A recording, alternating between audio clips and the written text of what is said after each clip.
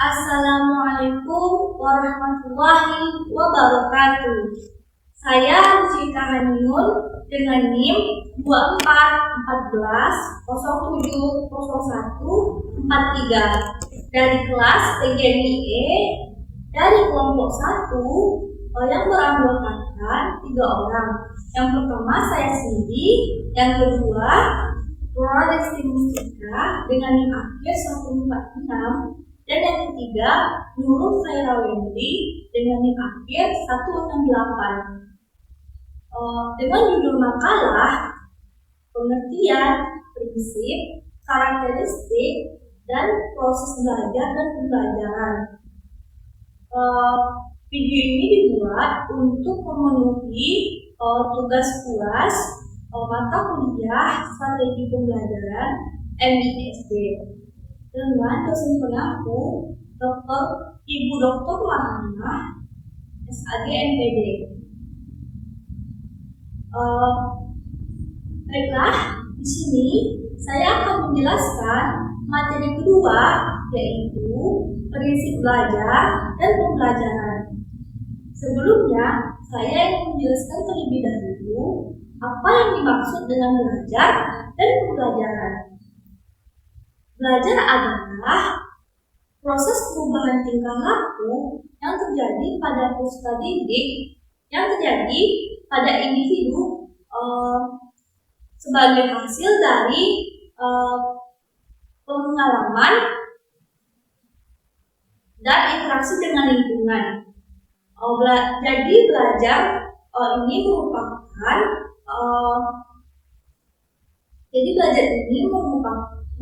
Jadi belajar ini merupakan aktivitas psikis yang membawa perubahan terhadap aspek kognitif, afektif, dan psikomotorik. Perubahan ini terjadi secara sadar dan bertujuan untuk meningkatkan hasil belajar peserta didik, sehingga belajar dapat dimaksud sebagai inti dari pendidikan yang mengarah pada proses yang mengarah pada perkembangan pribadi yang lebih baik. Sedangkan pembelajaran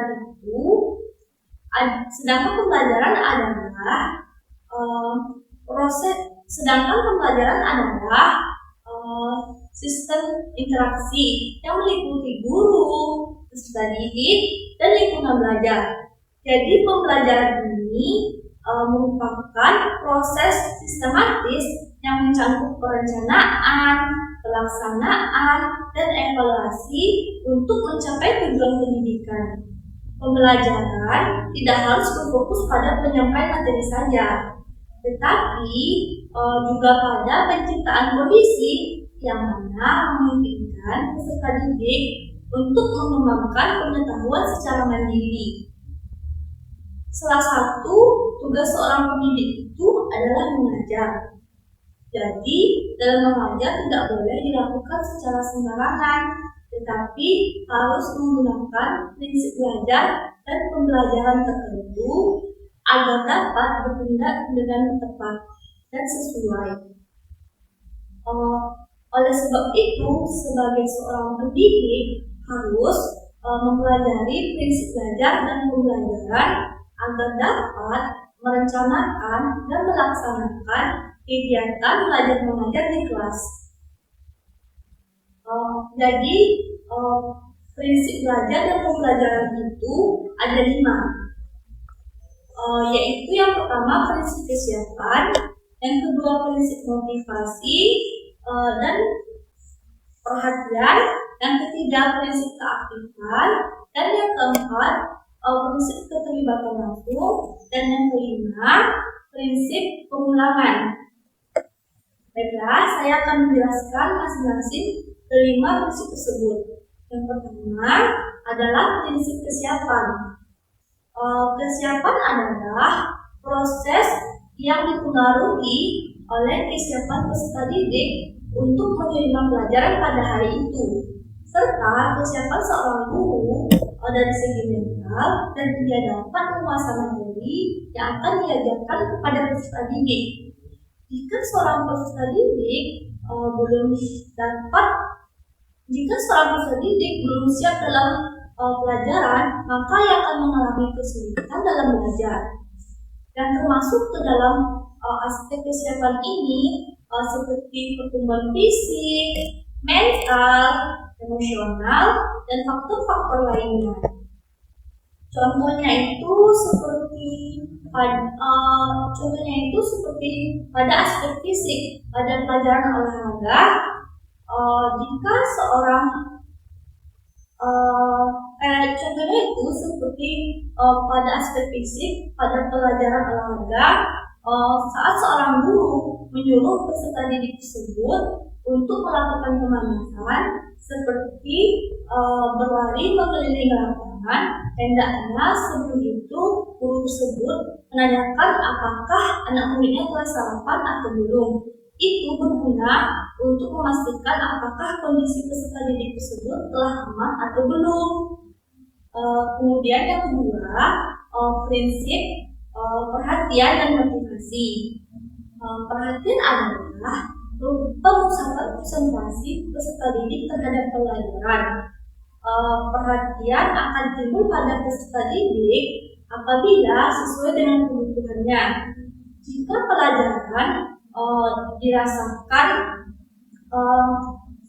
sebagai sesuatu yang diperlukan untuk belajar, maka akan membangkitkan motivasinya untuk mempelajarinya.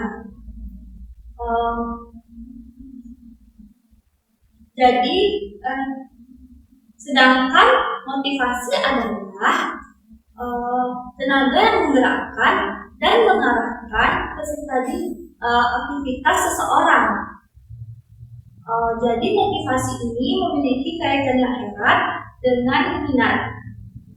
Jadi jika seorang peserta didik memiliki minat terhadap suatu bidang studi tertentu, maka ia cenderung akan tertarik perhatiannya dan meningkatnya motivasinya untuk mempelajari bidang studi tersebut.